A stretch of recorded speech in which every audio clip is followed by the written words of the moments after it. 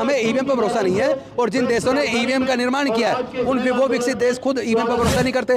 देश की केंद्र की सरकार और इलेक्शन कमीशन ऑफ इंडिया आखिर इस जिद पे क्यों अड़ा है कि वो ईवीएम से ही चुनाव कराएगा। ये तो प्रोग्रामिंग वाले जिसको हराना चाहेंगे हरा देंगे, हमेशा होता है।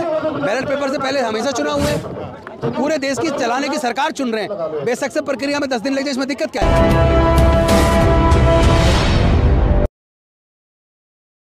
आप तो खुद चुनाव लड़े हैं, चुनाव जीते भी हैं, आपको लगता है कि ईवीएम को हैक किया जा सकता है? बिल्कुल किया जा सकता है। जिसके पास ईवीएम मशीन है वो उसमें किस तरह की प्रोग्रामिंग करता है ये उसके हाथ में है। अगर वो निष्पक्ष और ईमानदार हो तो फिर कोई गड़बड़ नहीं होगी। लेकिन अगर इलेक्शन कमीशन ऑफ इंडिया में चीफ इलेक्शन कमिश्नर और बाकी के इलेक्शन कमिश्नर्स को बनाने के लिए एक सुप्रीम कोर्ट ने एक व्यवस्था दी कि उसको 3 सदस्य कमेटी चयनित करेगी, एक देश के प्रधानमंत्री, एक लीडर ऑफ अपोजिशन, एक केंद्रीय मंत्री। नहीं, ये इन्होंने किया है, लेकिन सुप्रीम कोर्ट ने किया था एक देश के प्रधानमंत्री, एक लीडर ऑफ अपोजिशन और एक माननीय चीफ जस्टिस ऑफ इंडिया। 3 सदस्य कमेटी ये चुनाव करेगी कि किसको चीफ इलेक्शन कमिश्नर बनाना है और किसको उसका मेंबर बनाना है। लेकिन मोदी जी की सरकार ने संसद में एक बाकायदा एक बिल लाकर उस व्यवस्था को, सुप्रीम कोर्ट के द्वारा दी गई व्यवस्था को पलट दिया और उसकी बजाय कर दिया कि अब एक देश के प्रधानमंत्री होंगे, एक उसके मेंबर देश के केंद्रीय मंत्री होंगे और एक विपक्ष के नेता होंगे। ये 3 लोग इलेक्शन कमीशन का गठन करेंगे। तो अब जब 2 सदस्य केवल केंद्र सरकार के हो गए, मुख्य प्रधानमंत्री जी और एक केंद्रीय मंत्री, तो फिर जो चुन के जो गठन जिसका होगा इलेक्शन कमीशन का, उस पर भरोसा कैसे किया जा सकता है? वो तो फिर उनके लिए काम करेगा जिसने उनको चुना है।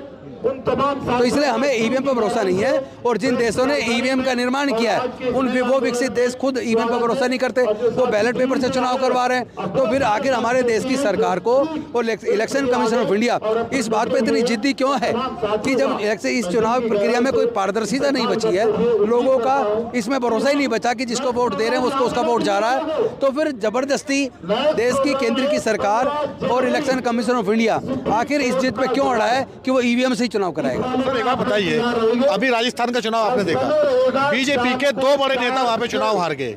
एक नेता प्रतिपक्ष चुनाव हार के राजेंद्र राठौर, सतीश पुनिया जो ये तो प्रोग्रामिंग वाले जिसको हराना चाहेंगे हरा देंगे। अब सत्ता पक्ष में भी ये होता है ना कि कौन आदमी को तुम्हें काटना है।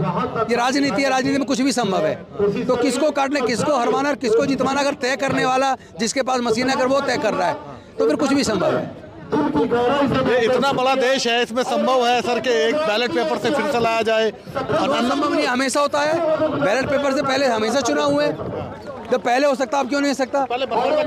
अरे क्यों, पूरे देश की चलाने की सरकार चुन रहे हैं। बेशक से प्रक्रिया में 10 दिन लग जाए, इसमें दिक्कत क्या है? पहले 3 दिन में गिनती होती थी, अब 5 दिन में हो जाएगी, इसमें क्या दिक्कत है? बीजेपी के नेताओं का कहना है कि विपक्ष जब हारता है तो ईवीएम को रोना शुरू कर देता है। वो तो अभी तक कह रहे कि 400 पार सीटें लाएंगे 2024 के चुनाव में। तो फिर इलेक्शन फिर एक बात कर देना, उसकी पर्ची दे देना उसको और पर्ची के लिए अलग से बैलेट बॉक्स बना दे, उसमें डलवा दें, उसकी भी गिनती करवा दें साथ में अलग से। क्या डर है? डर क्यों नहीं है? ये बीजेपी डर क्यों रही है?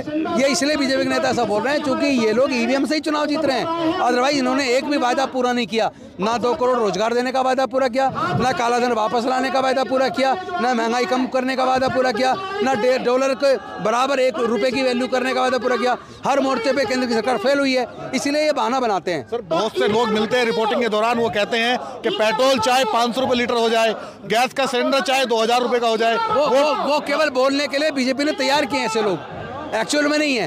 एक्चुअल में वो लोग बेसिकली धर्म के नाम में नफरत पैदा कर रहे हैं, वो देश को तोड़ने की कोशिश कर रहे हैं। देश के प्रजातंत्र के ये लोग खतरा बन गए। इसलिए इस ईवीएम को हटाना और बैलेट पेपर को लाना इस देश के लोकतंत्र, देश के संविधान को बचाने के लिए और देश के लोगों की आज़ादी को बचाने के लिए बहुत जरूरी है।